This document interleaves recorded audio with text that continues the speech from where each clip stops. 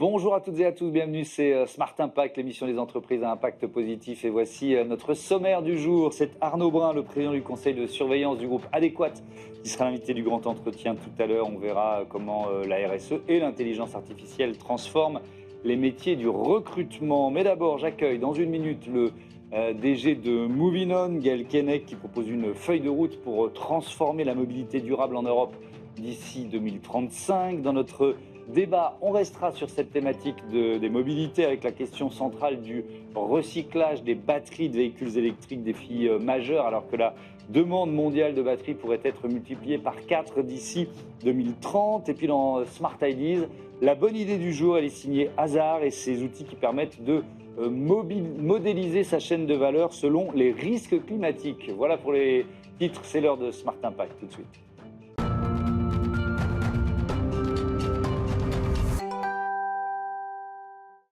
L'invité de ce Smart Impact, c'est le directeur général de Moving Gaël Keinec. Bonjour. Bonjour. Bienvenue, heureux de vous accueillir. Merci. Moving, on va commencer par poser le décor.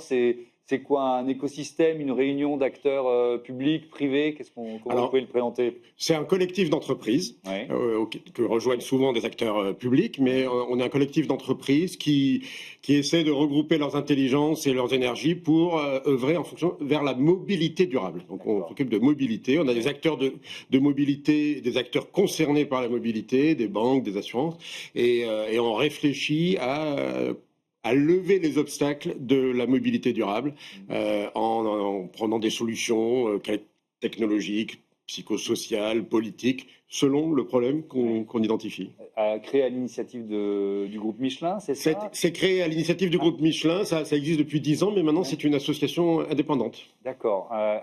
Et ce qui est intéressant, des gens qui peuvent être éventuellement peut-être concurrents sur certains marchés, et qui là travaillent ensemble, réfléchissent ensemble? Oui, absolument, parce qu'ils ne sont pas concurrents dans la résilience de leur business face à ce qui se passe sur la planète de manière générale.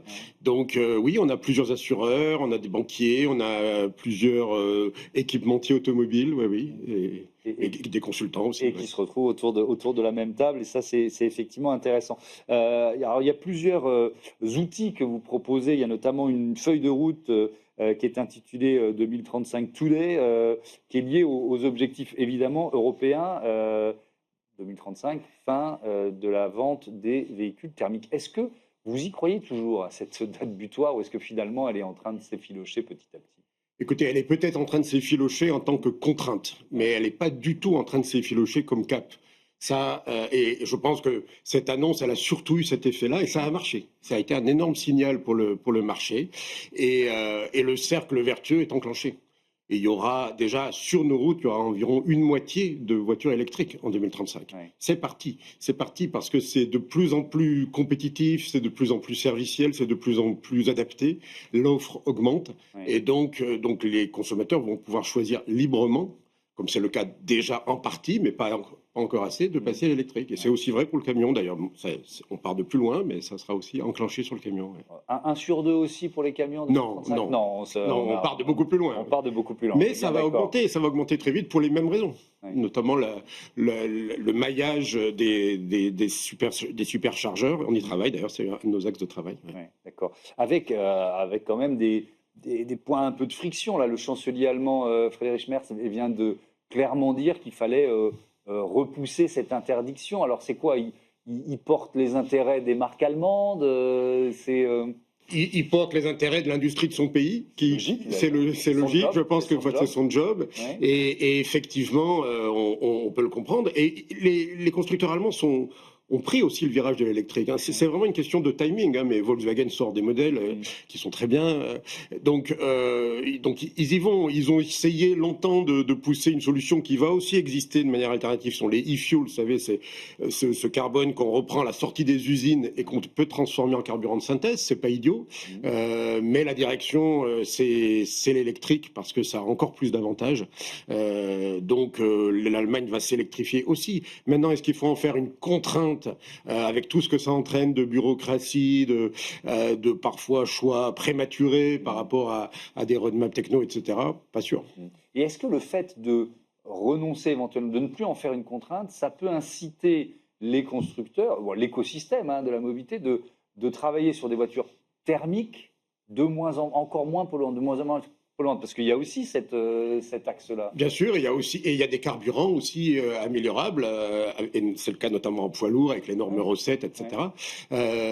Donc oui, probablement, c'est un bon point, parce que ça va montrer qu'en fait, c'est le consommateur qui va dans cette direction, et dès qu'on met un peu de l'air dans le système, et puis on peut supposer que ça va être un peu négocié quand même.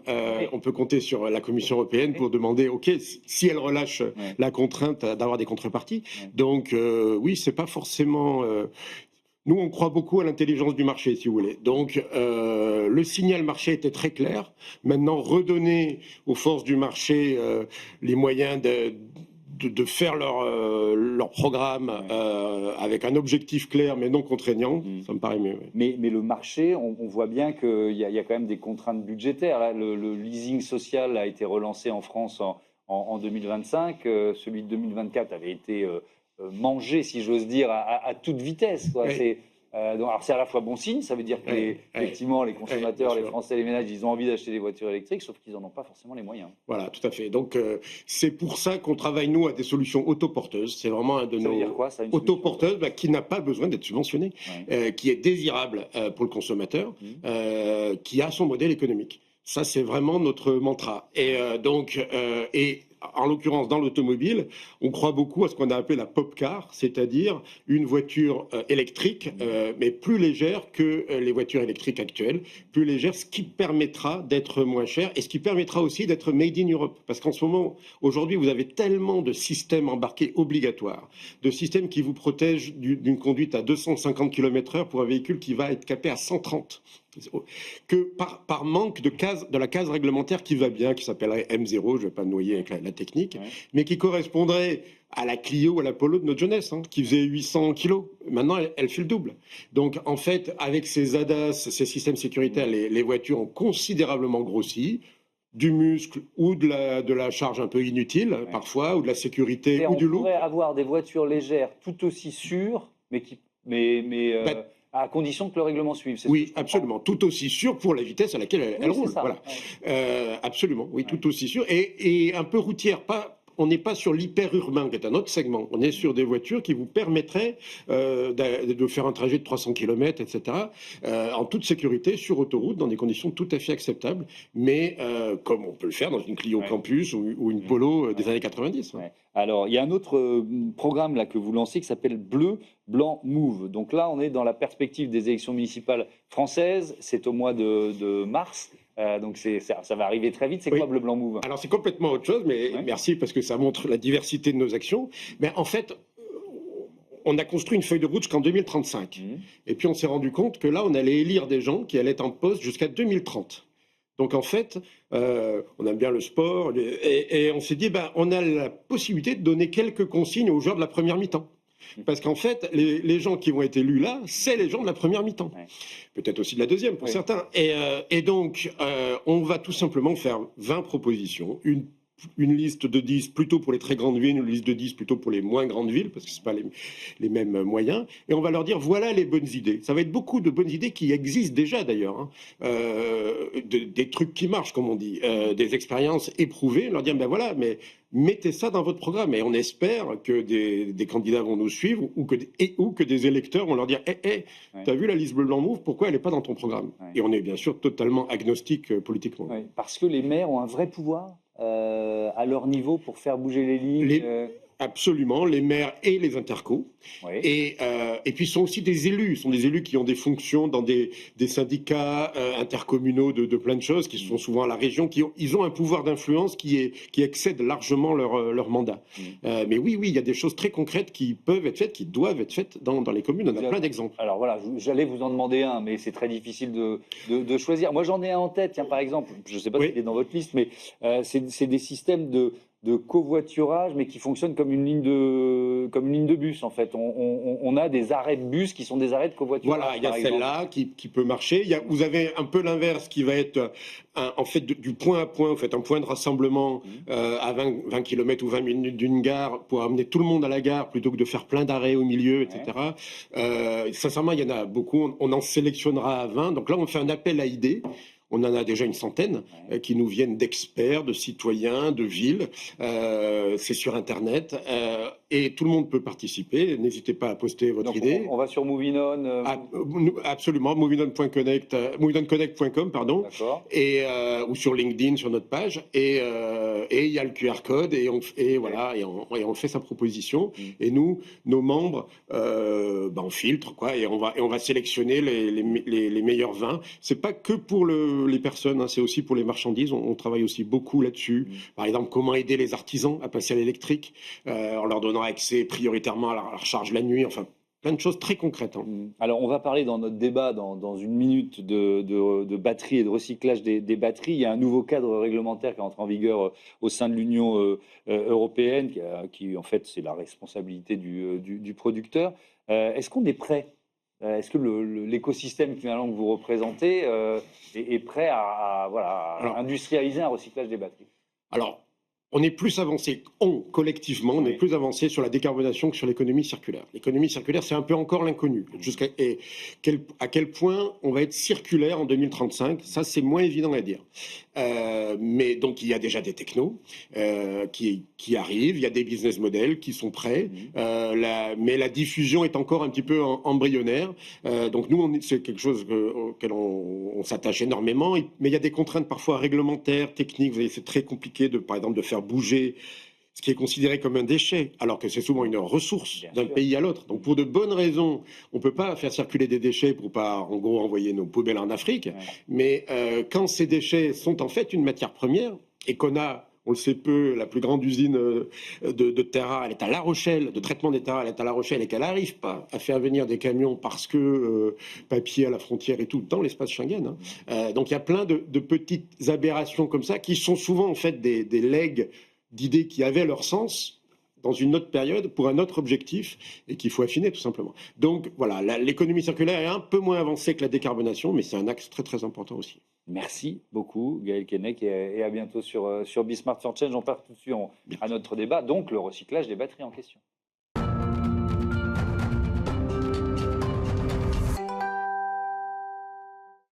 Le recyclage des batteries au menu, au programme de notre débat. Je vous présente mes invités tout de suite. Clément Leroy, bonjour. Bonjour Thomas. Bienvenue. Vous êtes associé chez Wavestone et Pierre Amance-Lapère, bonjour et bienvenue. Bonjour. Co-fondateur, président de BIB Batterie. On va parler de REP, de responsabilité élargie du producteur qui est rentré en vigueur pour les batteries électriques au cœur de l'été. D'abord, en quelques mots, Wavestone, cabinet de conseil européen important. Voilà, vous avez presque tout dit.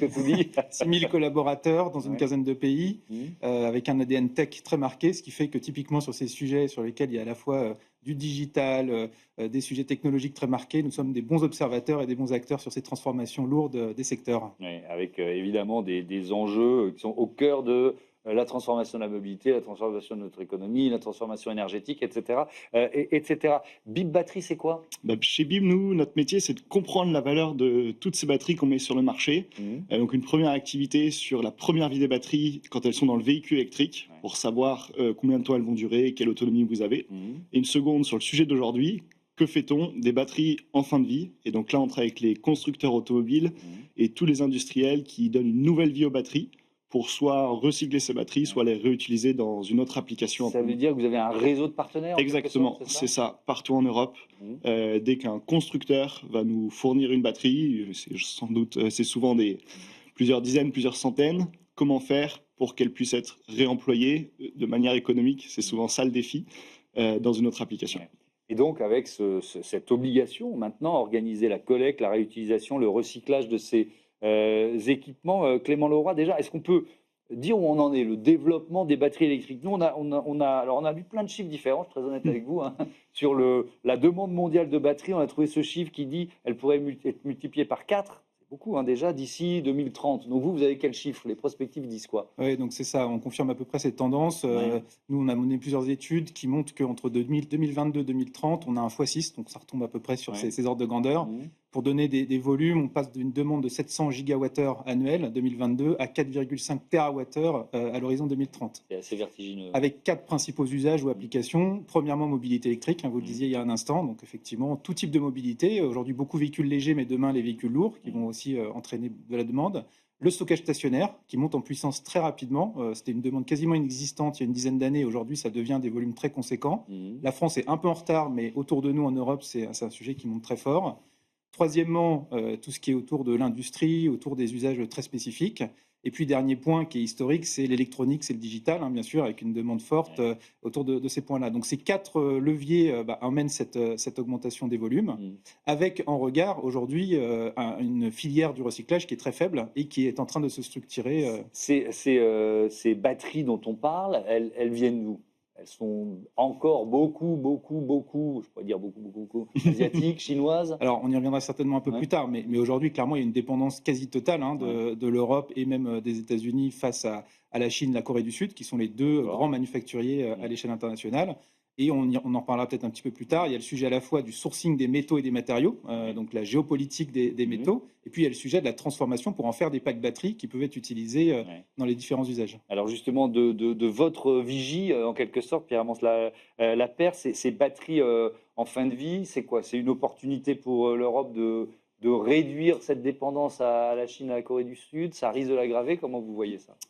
J'ai très envie de rebondir sur ce que disait Clément. On est très dépendant à 90% de l'Asie du Sud-Est aujourd'hui. Toutes les batteries qu'on met sur le marché, elles mettent 10 à 20 ans à arriver en fin de vie. Une fois qu'elles sont en fin de vie, comme je disais en présentation, il y a deux solutions. Soit on prolonge leur vie en les réutilisant, soit elles vont aller au recyclage. Nous, ce qu'on pense chez Bib, c'est que ça sera 90% qui seront recyclés. Et recycler une batterie, ça veut dire récupérer les métaux qui sont à l'intérieur pour les réintégrer demain dans des batteries. Il y a l'Union européenne qui est en train de mettre des réglementations pour qu'on puisse intégrer dans les batteries qu'on fabrique en Europe des métaux recyclés. Donc on pourrait imaginer une mine en Europe secondaire de tous ces métaux. Mine urbaine, quoi. Exactement, c'est le terme. Dans ce concept-là. C'est le terme. Donc ça peut être évidemment à ce moment-là une opportunité pour les gigafactories en Europe d'avoir ces métaux qui ne sont pas là sinon. Mais ce qu'il faut dire aujourd'hui, c'est que cette chaîne de valeur du recyclage, elle est surtout en Asie, qui sont évidemment les premiers producteurs de batteries. Donc c'est les premiers qui se sont positionnés sur ces marchés. Et en Europe, aujourd'hui, on n'arrive pas à revaloriser la black mass. Ce qui est le fameux mélange de métaux précieux dans les batteries, on n'arrive pas à la valoriser encore. Alors, on n'y arrive pas parce que technologiquement, on ne sait pas faire ou parce qu'on n'a pas l'écosystème, les infrastructures ou les filières pour le faire? C'est plutôt la seconde partie. On sait le faire, mais il faut passer à l'échelle et il faut que ça soit rentable. Donc ça, il y a des projets en Europe qui sont en train d'être montés, mais c'est plusieurs années. Et on discutait des batteries qu'on met sur le marché. Il y a un peu d'incertitude, mais bon, on arrive à le voir. La grosse incertitude, elle est sur les batteries qui arriveront en fin de vie. On sait qu'elles arriveront puisqu'on les a mis sur le marché, mais on ne sait pas quand est-ce qu'elles seront là, puisqu'il y a une incertitude sur la durée de vie des batteries. Et donc les industriels qui veulent se positionner sur ce raffinage de la black mass, qui mettent des investissements en capex très lourds, il faut qu'ils puissent trouver le bon timing pour le faire.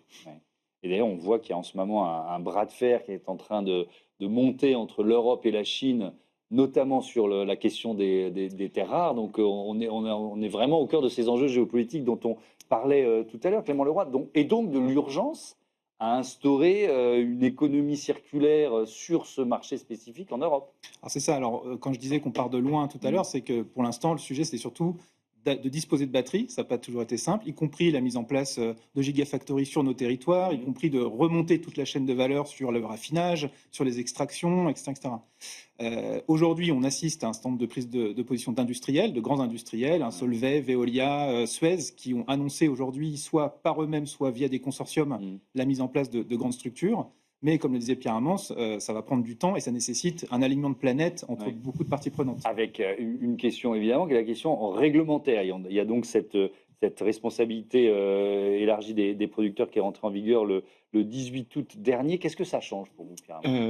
C'est génial. D'un premier point, ça donne un cadre réglementaire stable.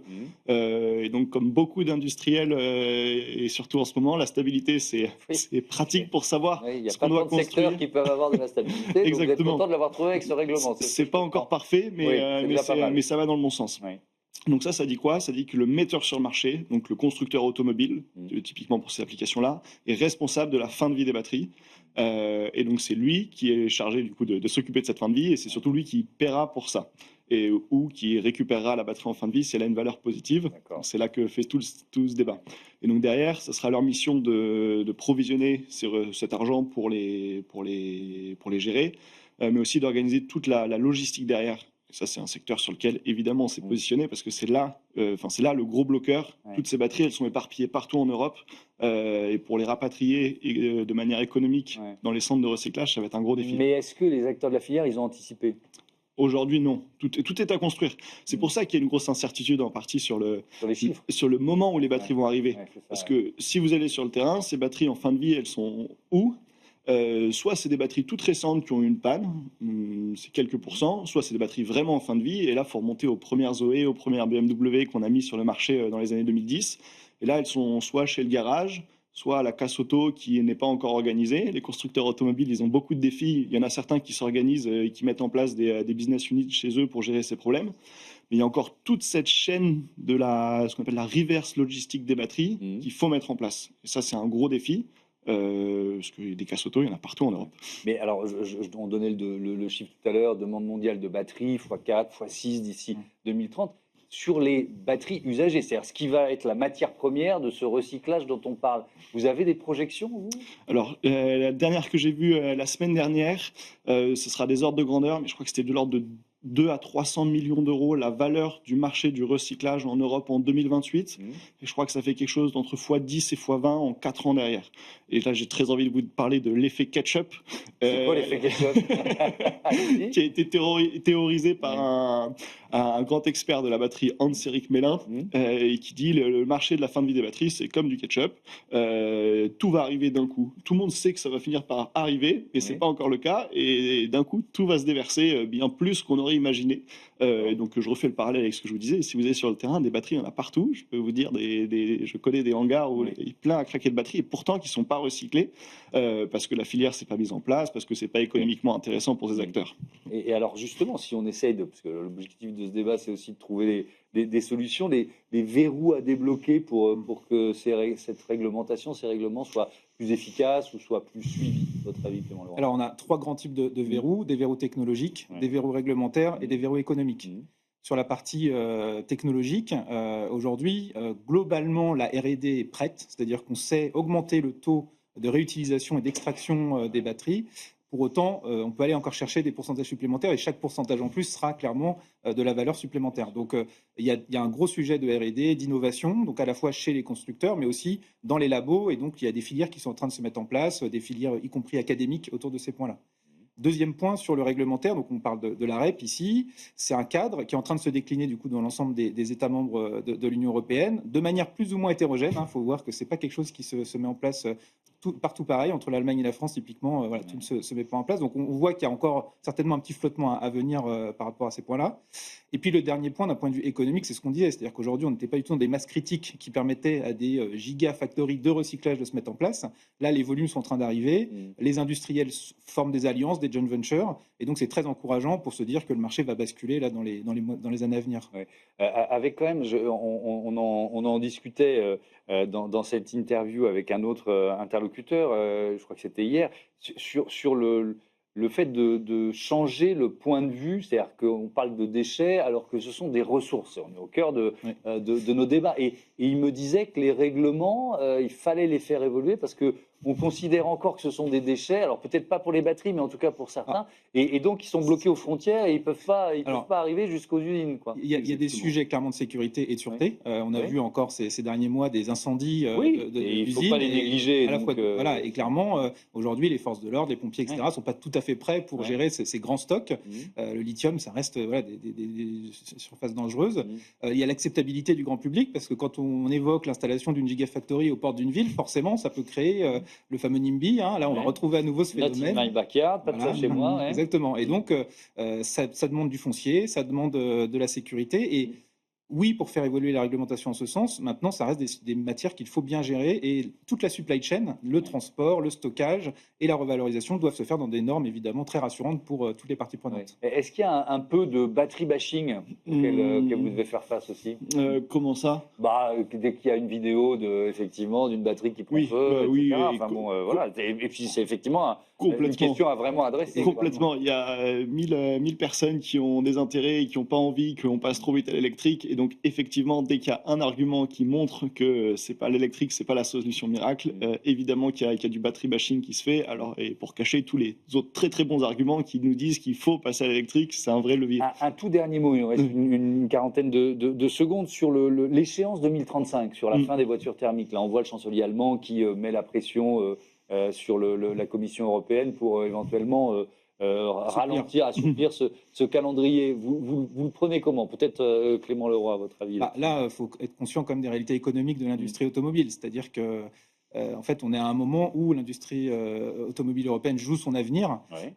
Oui, on voit les voitures chinoises rouler sur nos routes de plus en plus. On voit la demande qui est faible dans un moment où clairement le pouvoir d'achat est un vrai sujet. Donc le fait d'assouplir et de lisser me paraît aller dans l'esprit du bon sens. Voilà. De là à remettre en cause tous ces jalons, ce que certains appellent de leur vœu, je pense que ce serait vraiment un très mauvais signal envoyé par rapport aux accords de Paris et par rapport à la transition énergétique qui est en cours. Merci beaucoup à tous les deux et à bientôt sur Be Smart for Change. C'est l'heure du grand entretien de ce Smart Impact, les métiers du recrutement, de l'intérim au programme avec le président d'Adéquat.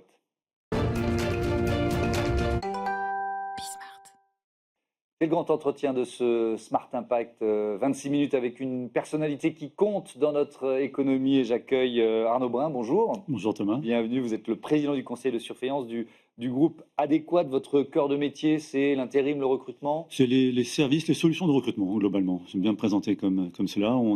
L'intérim, c'est le gros cœur de l'activité. Oui. Et on fait énormément de métiers liés à l'emploi. C'est quoi l'histoire d'Adéquat? Société familiale, Oui. donc créée par mon père il y a à peu près 40 ans à Lyon. Et voilà, un gros développement, une PME régionale au début et aujourd'hui une ETI internationale. Donc nous sommes présents dans plus de 7 pays.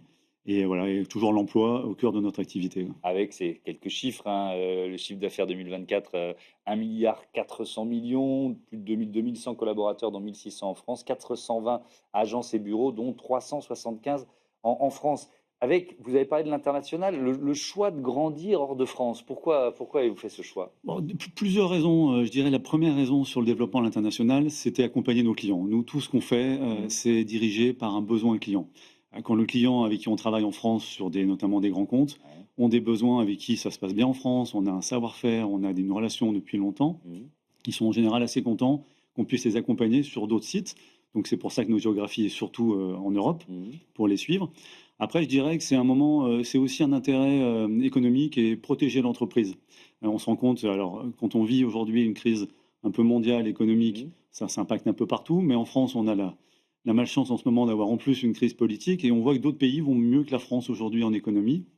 Donc ça permet un peu de protéger l'entreprise. Donc là, on est en Italie, ça se passe très bien. L'Irlande est repartie aussi. Et je dirais en troisième point, moi, ce qui est intéressant aussi, c'est que le droit du travail n'est pas le même partout. Donc, ce qui est intéressant quand vous êtes à l'étranger, il faut un peu d'agilité intellectuelle. Il faut un peu d'agilité, exactement. Non, et puis ça permet de découvrir des métiers, des façons d'emploi qui viendront peut-être en France un jour ou pas. Voilà, donc ça permet de se réfléchir à l'avenir du marché du travail. Vous avez un exemple en tête Oui, j'en ai un. On essaie de réfléchir sur ce sujet. En Irlande, par exemple, l'intérim cadre est en forte baisse au profit de ce qu'on appelle le contracting en anglais, mais c'est des auto-entrepreneurs qui font le même métier, qui sont délégués chez des clients, mais c'est leur propre patron. Et donc c'est pour des cadres. Et c'est un métier, on voit les personnes ont besoin d'indépendance aujourd'hui, ont envie de créer leur société. Donc ça se développe, ça commence en France, on voit un développement assez fort des auto-entrepreneurs. Alors le marché n'est pas du tout encadré comme il peut l'être en Irlande, mais ça reste très intéressant sur ce sujet. Ça veut dire que vous allez continuer, vous regardez en termes de croissance externe des entreprises ailleurs en Europe L'acquisition, c'est long, surtout quand c'est une entreprise familiale. Moi, je pense qu'il est très important de garder ses valeurs. Donc, quand vous avez une acquisition, on regarde les chiffres, on regarde l'implantation géographique, mais on regarde surtout les personnes qui la dirigent. Donc, c'est vraiment important qu'ils partagent les mêmes valeurs, qu'ils aient envie de s'inscrire avec nous dans un développement. Donc, déjà, ça retarde un peu l'acquisition, ça prolonge les process. Et donc l'intérêt pour nous, c'est de regarder un peu autour de la France. Voilà, on regarde l'Espagne en ce moment, on voudrait se renforcer en Belgique, on est en train de faire une acquisition en Angleterre. Voilà, donc des pays limitrophes France sur lesquels on a des intérêts. Oui, parce que plus on grandit, plus on grossit, plus c'est compliqué de rester, ou pas d'ailleurs, hein, dans ce qui est l'ADN d'une entreprise familiale en plus. C'est un métier de tous les Est-ce que vous vous en jours. rendez compte de ça de temps en Oui, temps et puis c'est un travail de tous les jours. Déjà en interne, parce que même en France, quand vous êtes 1500 collaborateurs en France, avec des centres de profit dans toute la France, vous parliez tout à l'heure, on a 375 agences. Oui. Ce qui est compliqué aujourd'hui, c'est de garder ces valeurs qui sont les mêmes depuis l'origine, de les insuffler. Ça prend beaucoup de temps. Donc il faut les manager, il faut les voir, il faut les rencontrer, il faut faire vivre cette culture. Et à l'étranger, comme je vous le disais tout à l'heure, ce qui est important, c'est d'abord au moment de l'acquisition, de bien garantir qu'il y ait les mêmes valeurs, les mêmes façons de faire, la même façon de faire le travail, bien faire le travail. Et de pas arriver avec une arrogance à la française en disant on a toutes les solutions. Non, alors c'est pas tout à fait Je la pense pas culture que de ce soit le genre de la l'entreprise. maison, mais c'est ce que les Européens reprochent souvent aux Français. Je pense qu'il faut faire attention, puis il faut être très modeste dans ce métier. Nous faisons un métier humain. Nous, aujourd'hui, notre actif, ce sont nos collaborateurs en interne qu'on a embauchés ou quand on fait une acquisition, les personnes qu'on recrute. Ce qui est vraiment... voilà, nous, notre métier, c'est de faire en sorte qu'ils se sentent bien, qu'ils aient envie de travailler avec nous pour rendre ça auprès de nos clients. Ouais. Prêt pour l'impact, c'est le titre de cette rubrique. L'impact, et puis plus généralement, on va dire la RSE, ça prend quelle place? Ça veut dire quoi pour un groupe? Je trouve que dans l'intérim, aujourd'hui, globalement, dans le marché même du recrutement, il y a un vrai impact déjà économique fort. L'intérim, pour donner quelques chiffres, c'est chaque année, c'est plus de 3 millions de personnes différentes qui ont une mission d'intérim. Donc, et aujourd'hui, il y a des entreprises qui ne fonctionnent exclusivement sur le rajout d'activité que grâce à l'intérim. Donc c'est important, donc on a un vrai rôle déjà économique. Et après, il y a un impact social qui est par nature de par notre métier, qui est vraiment important. Aujourd'hui, nous, par exemple, la moitié de nos intérimaires ont moins de 35 ans. Et sur ces jeunes, 90%, le travail temporaire, la mission, c'est leur premier accès à l'emploi. Jamais eu de CDI, jamais eu de CDD. Donc l'accès au marché de l'emploi, c'est le travail temporaire. Donc on a un vrai rôle à jouer, mais je vous parle des jeunes. On est actif sur les seniors, sur les personnes en situation de handicap, sur les jeunes issus des quartiers prioritaires, tous les sujets de la politique de la ville. Oui, alors mais ça veut dire que vous êtes proactif. Enfin, c'est-à-dire que, par exemple, on peut parler qu'il y a une féminisation. Est-ce qu'il y a des process que vous mettez en œuvre, notamment dans certains métiers, pour essayer de lutter contre les a priori, les féminiser? Nous, c'est tout part de nos clients. Le client a besoin, le client va nous appeler, va nous dire voilà, moi je suis dans l'industrie, j'ai une problématique de féminisation de mes postes, comment on peut travailler ensemble? Nous, notre métier, c'est de réfléchir, de co-construire avec nos clients.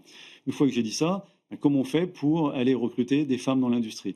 Donc c'est un vaste sujet et on y prend part, mais c'est important d'aller dans les écoles, d'aller dans les lycées professionnels en amont pour essayer de leur expliquer les métiers sur lesquels il va y avoir un débouché.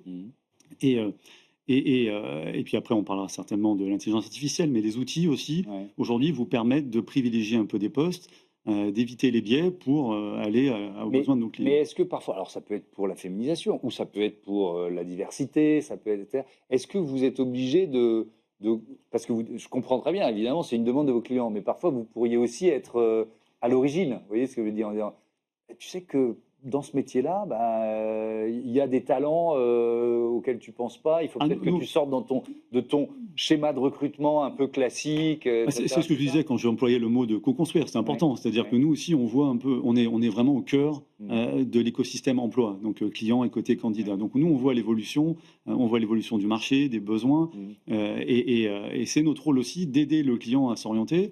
De le pousser vers des objectifs qui sont aujourd'hui des politiques publiques d'emploi, voilà, pour qu'il recrute les bonnes personnes. À la fin, l'entreprise, ce qu'elle veut, c'est le profil pour recruter. Et à nous de faire en sorte de l'aider sur cette mission-là. Sur le handicap, est-ce que vous voyez un effet JO ou pas du tout? C'est-à-dire qu'il y a eu une espèce de bulle là, dans laquelle tout le monde s'est dit c'est merveilleux, on progresse, et en fait il ne se passe pas grand-chose. C'est un sujet d'actualité depuis 2-3 ans. Je ne vois pas d'effet spécifique sur les Jeux Olympiques, mais c'est un sujet des entreprises très important, sur lequel il y a encore beaucoup d'efforts à faire malheureusement, parce qu'on n'est pas au niveau de l'attendu légal, pour nos clients, j'entends. Donc c'est vraiment un travail de tous les jours et comment dire, il faut parler de ces sujets le plus possible, féminisation, parler de handicap, pour pour que les personnes n'aient pas de problématique, pour se dire, nous, on recrute tout type de profil. Si vous avez la compétence et le potentiel, venez en faire du travail temporaire, on vous trouvera un emploi. Ouais. Ouais, mais ce qui est dur, c'est de les faire venir pour qu'ils franchissent la porte de notre agence. Ouais. Et ce E de RSE, la question de environnementale, comment... Alors, c'est quoi l'impact d'une boîte d'intérim, d'ailleurs? Alors, nous, sur l'environnement, nous, c'est une société de service, donc on a peu d'impact. Alors, bien sûr, on essaie de faire des efforts sur les voitures et sur toute cette partie-là. Nous, l'environnement, comme on le voit, c'est l'impact auprès de chez nos clients. Ouais. Voilà, nous, on travaille de plus en plus aujourd'hui avec des clients qui sont dans l'industrie verte, dans les énergies renouvelables. Voilà, nous, notre métier, c'est de travailler et plutôt de favoriser ces postes-là. Ça veut dire que les métiers liés au changement climatique ou à la transformation environnementale, ils sont demandés Ils toujours? sont demandés énormément. Il y a beaucoup d'entreprises qui se créent voilà, sur les voitures hybrides et électriques. Voilà, donc il y a des industries qui se créent, donc des nouveaux métiers aussi, et sur lesquels nous, on accompagne ce développement. Ouais. Est-ce que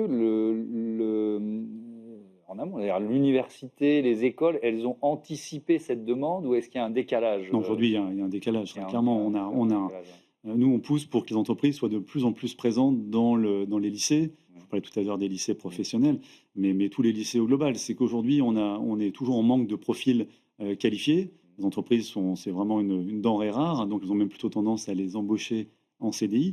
Et la problématique que l'on a, c'est parfois des inadéquations entre la formation et les besoins des entreprises aujourd'hui. Donc ça évolue.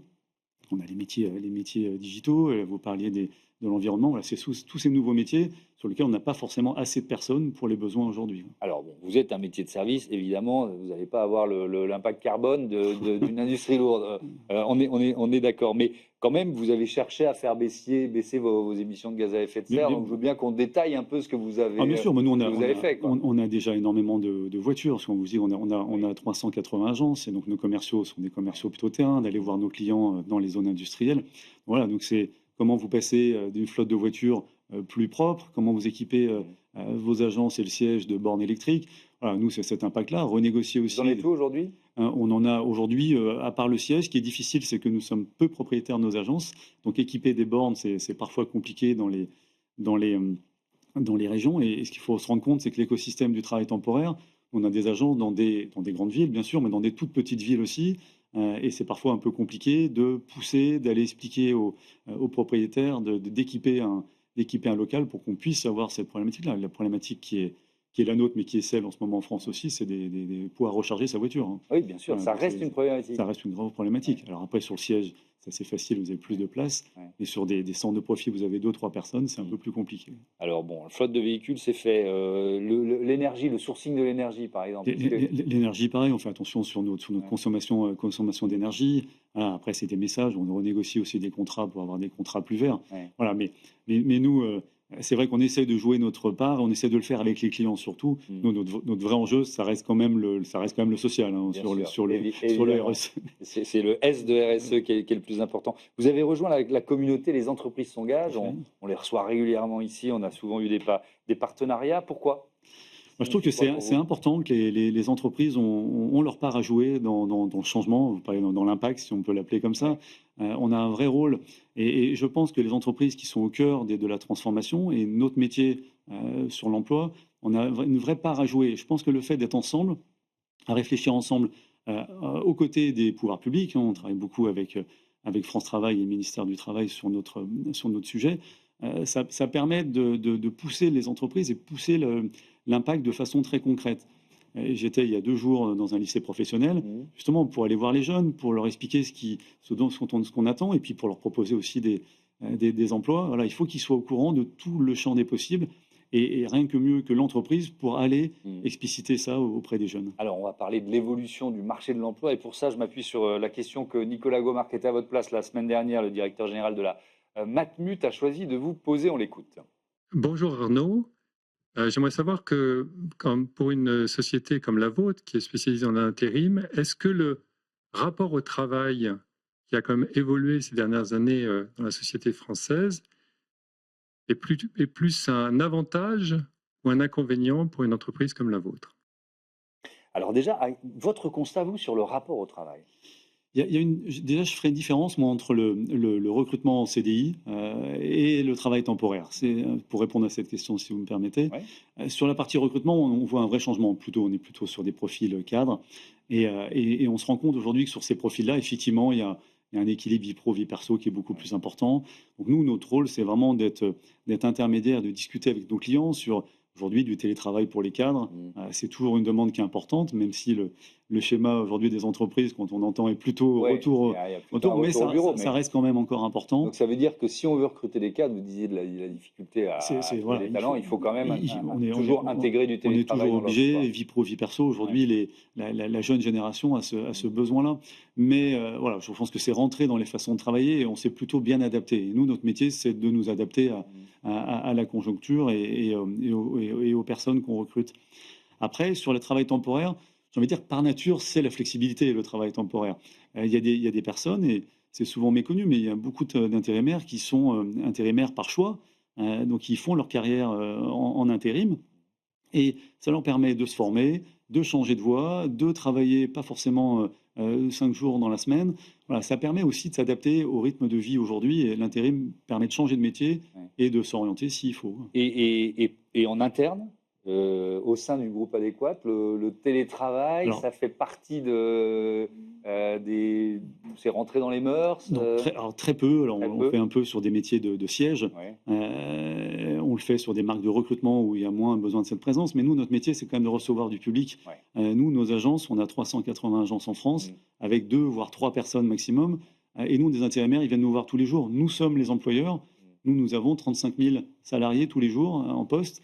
Et donc, ces salariés, ils ont besoin de nous pour leur fiche de paye, pour répondre à des questions, pour leur matériel de sécurité. Donc, malheureusement, on doit être présent physiquement en agence. Mais c'est une vraie question parce que, alors là, j'ai bien compris, mais ça concerne finalement peu de salariés sur le siège. Mais au sein d'une entreprise, il y a ceux qui peuvent télétravailler et ceux qui ne peuvent pas. Et donc, ça crée aussi des questions de convoitise ou de jalousie. C'est une vraie question en termes de RH. C'est pour ça qu'Unis n'est pas organisé de façon... le principe, c'est que tout le monde fait le même métier. Nous sommes dans la même entreprise.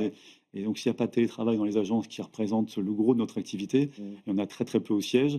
Parce que ça nous paraît une justice aussi d'entreprise. Oui, effectivement. Il y a un maillage, quand vous dites 375 ou 380 agences en France, c'est un sacré maillage territorial. Vous êtes vraiment partout ? On est partout en France aujourd'hui. Vous avez besoin une agence, c'est vraiment de la proximité. On a des clients grands comptes, mais aussi on a des clients qui vont vous demander un intérimaire très précisément sur une PME. Il faut être présent de son client. Et alors, comment vous aidez les entreprises à connaître un peu spécifiquement, précisément, justement les besoins d'un territoire, l'interaction entre leurs besoins et la réalité du marché du territoire ? Nous, ce qui est important, c'est que les outils informatiques aujourd'hui nous aident de plus en plus. On a vraiment on a créé un outil, et c'est pour ça que l'IA nous aide beaucoup sur ces points-là, notamment pour dire, voilà, le bassin d'emploi, ici, donc on se sert de toutes les bases publiques pour faire un mapping un peu du territoire, pour savoir quels sont les postes qui recrutent à un endroit donné. Alors, ça aide le client pour dire, si toi, tu es dans cette zone, tu as besoin de logisticiens, là, il y a le volume pour pouvoir trouver les personnes qu'il te faut. Donc, nous, c'est vraiment un rôle de conseil. Et puis, quand on prend des personnes localement, une agence, c'est une centaine d'intérimaires par agence, et entre 15 et 20 clients, vous avez cette connaissance du client qui est assez forte pour aller justement discuter avec lui, voir ses besoins et évaluer un peu ses problématiques pour répondre à ses besoins de recrutement. Il nous reste 8 minutes, on va passer beaucoup de temps sur l'IA pour terminer, mais toujours sur les ressources d'un territoire et alors peut-être des idées reçues sur la question des secteurs en tension, des gens qui veulent pas travailler. Vous voyez ce que je veux dire ? Tout ce que vous devez entendre à longueur de journée sur la réalité du marché du travail en France. Alors moi, je pense que quand on dit que les Français veulent pas travailler, que certains sont par choix, moi, je suis vraiment contre cette opinion. Nous, on le voit aujourd'hui, les personnes veulent travailler. Le problème que je vois le plus, c'est l'inadéquation au poste. C'est parfois pas les bons profils pour les bons postes. On ne comprend pas pourquoi d'un côté il y a des secteurs en tension et pourquoi de l'autre il y a toujours X millions de chômeurs dans notre pays. Et nous, le travail temporaire, nous formons beaucoup. Nous, chaque année, nous formons plus de 15 000 personnes. Nous faisons travailler 200 000 intérimaires et donc 15 000 de ces 200 000 sont formés. Donc moi je pense qu'il faut vraiment mettre l'accent sur de la pédagogie pour aller, donc ça passe par le niveau scolaire, pour aller aussi dans les bonnes filières, et puis à nous de former aussi pour être en adéquation avec les besoins. Je ne pense pas que des personnes soient au chômage par choix.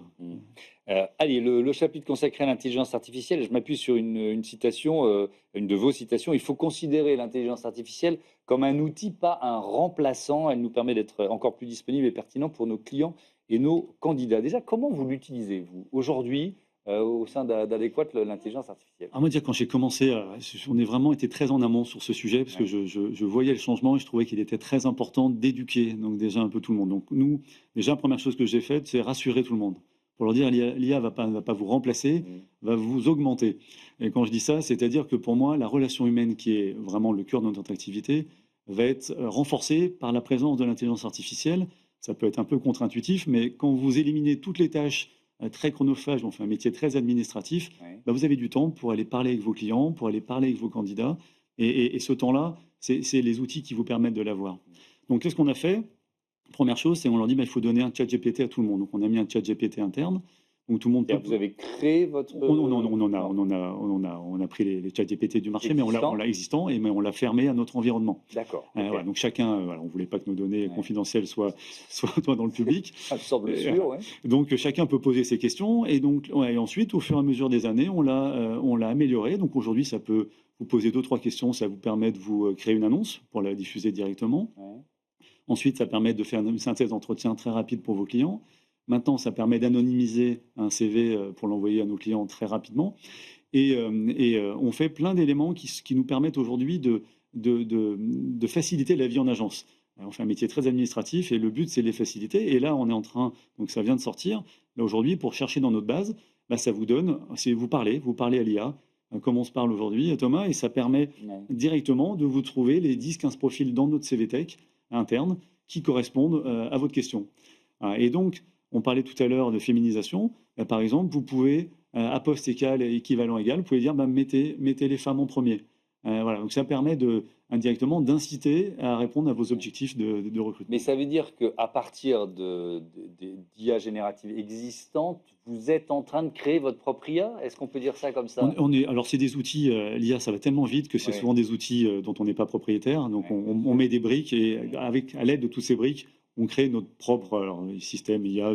Le terme est peut-être un peu fort, mais on crée notre propre outil pour répondre à nos problématiques aujourd'hui. Vous avez combien de personnes qui travaillent en interne sur ces questions, pas seulement d'IA, mais d'innovation Sur l'informatique au global, nous, ils sont 80 et ils sont 40 à travailler exclusivement sur IA, innovation. C'est un peu vraiment... en mode start-up interne, est-ce qu'on peut dire ça? On le fait, c'est-à-dire si vous voulez vous transformer, il faut que ce soit des personnes qui soient un peu à côté de votre organisation. Donc certains font que ça, c'est-à-dire réfléchir un peu à l'agence de demain, au monde du travail de demain, et proposer des solutions qui pourraient améliorer la productivité, améliorer le travail de nos équipes. Alors, j'entends l'argument, vous dites c'est pas un remplaçant, mais alors, il y a quand même un certain nombre d'études, alors ça va dépendre des métiers évidemment, mais il y a une étude récente chez l'université de Stanford aux États-Unis qui montre que l'intelligence artificielle entraîne une baisse de l'emploi, particulièrement si on regarde les jeunes travailleurs avec des postes un peu moins qualifiés dans des secteurs qui sont exposés à cette technologie. Et là, ils en citent 2, développement logiciel, service clientèle. Il y a quand même, c'est une mutation qui est tellement radicale qu'il y a forcément des métiers qui vont disparaître. C'est sûr, mais c'est très clairement, on le voit nous. Mais il y a d'autres qui se créent. Oui. Voilà, donc c'est comme toute transformation et mutation économique ou industrielle qu'on a pu voir par le passé. Bien sûr qu'il y a des métiers, vous parlez des métiers de centre d'appel, sont en train de disparaître très clairement, les métiers un peu moins qualifiés, mais en remplacement d'autres métiers qui sont en train de se créer. On a un peu parlé tout à l'heure sur le digital, c'est des métiers qui se créent aujourd'hui. Même au sein du digital, aujourd'hui, il y a moins de besoin de développeurs, parce que l'IA développe très bien toute seule, mais il y a besoin de beaucoup de personnes pour générer l'IA et pour... donc tous ces métiers sont en train de se transformer. Donc là, on est en plein dedans, et c'est vrai que c'est difficile d'avoir une visibilité très sûre sur l'évolution du marché demain. Mais clairement, nous, en interne, en tout cas, là, moi, ce en quoi je suis persuadé, c'est que la relation humaine va quand même sentir renforcer tout ça. Aujourd'hui, on a besoin... Le client a besoin qu'on aille le voir. L'intérimaire, il a besoin qu'on suive sa carrière, qu'on l'aide à se former, qu'on discute avec lui. Mais est-ce que... Alors, je pousse le raisonnement. Ça veut dire que, parce que vous, votre métier, c'est d'anticiper sur aussi ce que sont les métiers de demain, etc. etc.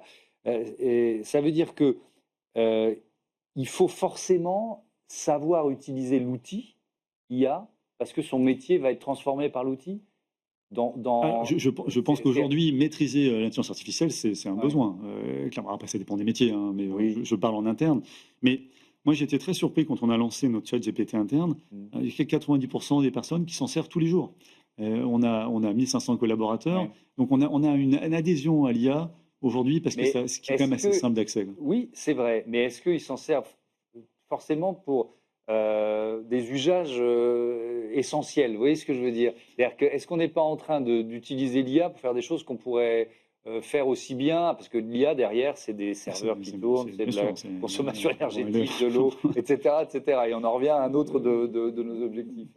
Il y a des tâches aujourd'hui, ça facilite et ça accélère vraiment. Nous, par exemple, je vous parlais, on a un métier très encadré juridiquement et parfois il faut pouvoir répondre à un client. Aujourd'hui, on a digitalisé toute notre base juridique et ça permet de poser une question et d'y répondre très précisément. Avant, on avait l'information, mais il fallait chercher dans 10 PDF pour trouver la bonne information et sûr qu'elle soit juste et récente. On perdait du temps. On perd du temps et puis parfois l'information n'est pas bonne donnée à nos clients.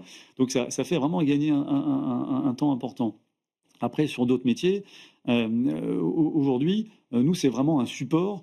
Nous, le but, c'était comment on enlève le papier, comment on enlève les tâches qui sont répétitives et chronophages. Bien sûr qu'un humain pourrait continuer à le faire, mais je pense qu'il est mieux chez nous à aller s'occuper des personnes, prendre du temps. Comme on se parle aujourd'hui, plutôt que d'écrire pendant 10 minutes pendant qu'on se parle, au moins comme ça, la restitution, elle est faite immédiatement après.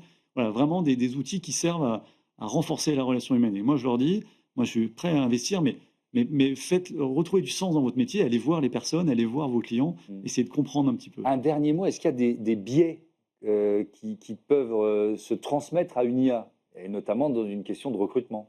Après, c'est tout un problème de data. Et nous, notre gros travail aujourd'hui, c'est savoir comment est codée la data. Nous, on a 1500 personnes, donc tout le monde qui remplit cette base. Donc là, il faut être très vigilant. C'est comment est gérée la donnée au sein de l'entreprise. Bien sûr qu'il y a des biais, donc ça, on est très très vigilant là-dessus, notamment sur le recrutement, vraiment au cœur de toutes les problématiques possibles. Vous parlez de féminisation, on a aussi des différents profils. Il faut qu'on arrive à enlever tout ça pour recruter la meilleure personne. Merci beaucoup Arnaud Brun et à bientôt sur Bismart for Change. On passe tout de suite à notre rubrique Startup et Innovation.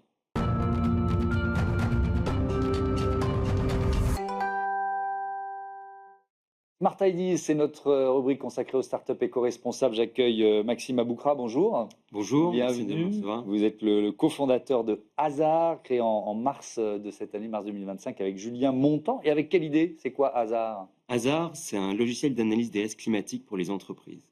L'idée de départ, elle est partie de mon expérience dans le conseil. J'ai accompagné une trentaine d'entreprises dans l'analyse de leurs risques climatiques et leur stratégie d'adaptation au changement climatique. Et on a identifié avec mes clients et mes consultants que ces entreprises n'étaient pas autonomes pour poursuivre le travail après l'étude. Et donc, on a identifié qu'il y avait un vrai besoin d'outillage de ces entreprises pour qu'elles puissent elles-mêmes réaliser des études et elles-mêmes piloter l'adaptation en animant les différents départements des entreprises. Alors, ça s'appelle un système d'information géographique. Exactement. Comment ça marche? Qu'est-ce qu'on y trouve? Qu'est-ce qu'on y trouve? Un système d'information géographique, par exemple, ça peut être Google Maps. On va superposer des couches de données géographiquement explicites. C'est-à-dire, voilà, il y a les routes, il y a les magasins, il y a les forêts, etc. Pour Hasard, on va superposer des couches de données climatiques, donc les inondations, les sécheresses, les vagues de chaleur, etc. Ces données-là, elles nous viennent du monde de la recherche. Mais on va aussi superposer des données d'entreprise. Où sont mes sites opérés, mes fournisseurs, mes clients, ma chaîne de valeur. Donc, on couvre la chaîne de valeur. Et pour ces sites-là, on va donner des attributs, la vulnérabilité climatique. Comment ces différents objets, ces différents sites vont réagir aux aléas climatiques. Si je suis un bâtiment, je ne vais pas réagir de la même manière aux aléas climatiques que si je suis un verger de pommiers, par exemple. Oui, évidemment. Ces données, elles viennent d'où? Certaines sont disponibles, certaines viennent des entreprises et il faut les trouver. Comment vous collectez les données C'est une très bonne question. Alors, il y a les données d'aléas climatiques qui nous viennent du monde de la recherche, du monde des professionnels du risque climatique. Et les données d'entreprise, elles viennent de l'entreprise et elles sont à différents échelons. Il y a des données qui sont très précises, qui viennent des opérations. Et il y a des données aussi qui viennent des systèmes d'information, par exemple les achats, qui ont des milliers, des dizaines de milliers, voire des centaines de milliers de fournisseurs, avec donc de plus en plus de ruptures d'approvisionnement en lien avec les aléas climatiques. Et donc, nous, on se branche à ces systèmes d'information pour fournir des due diligence sur, par exemple, les fournisseurs, mais aussi des analyses très précises sur les sites opérés. Qui sont vos clients aujourd'hui? Quel profil? Ça varie. En fait, toute entreprise, n'importe quelle entreprise est exposée peut être au risque exposée au risque climatique. et donc est potentiellement cliente. Il n'y a pas de secteur, de taille. Exactement. Ouais. Alors, celles qui sont, on va dire, en avant-garde sur ce sujet, c'est plutôt les grandes entreprises, puisqu'il y a une pression réglementaire. Mais, in fine, toute entreprise est concernée et elles s'inscrivent dans un tissu économique interconnecté, mondialisé, avec des impacts qui se multiplient, avec la multiplication de la fréquence et de l'intensité des aléas climatiques. Et donc, ces entreprises sont de plus en plus nombreuses à adresser ces sujets. Ouais. Hazard, c'est un outil d'aide à la décision en termes de stratégie RSE, stratégie environnementale. Vous l'avez conçu comme ça? Pas uniquement RSE, justement. Ouais. Nous, on veut se rapprocher du monde de l'entreprise en adressant plusieurs besoins. Par exemple, les DAF. Les DAF, ils vont avoir besoin de savoir quels vont être les besoins en investissement. Est-ce que ça vaut le coup d'investir, par exemple, dans une digue pour me protéger des inondations? Combien ça me coûte si je suis inondé? Et combien me coûte la digue? Il va y avoir les achats qui vont avoir des besoins récurrents de due diligence, comme je le disais, sur leurs fournisseurs. Il va y avoir la RSE qui va avoir des besoins d'animation du sujet au sein de l'entreprise, mais aussi d'avoir les points de données pour le reporting extra-financier. Il va y avoir aussi la stratégie qui va avoir besoin d'informations sur la pertinence de l'offre de produits et services dans un contexte de changement climatique. Si je vends, par exemple, des skis, est-ce que demain, mon marché va continuer d'exister? Oui, effectivement. Dernier mot sur c'est une toute jeune entreprise, vous en êtes où? Vous avez des partenaires financiers, vous êtes en train de lever des fonds, vous en êtes où de votre développement? Alors, donc, notre technologie, elle est mature. On n'a pas encore mis en production un SaaS qui permettra aux entreprises d'être parfaitement autonomes en leur délivrant un SaaS. Donc, pour le moment, on fait des pilotes avec ces entreprises. On va lever des fonds en 2026. Et pour le moment, oui, on est soutenu par les différents organismes de subvention et de financement non dilutif. Merci beaucoup, Maxime Aboukra, et bon vent à Hazard. Voilà, c'est la fin de ce Smart Impact. Merci à toutes et à tous de votre fidélité. Je vous dis à demain.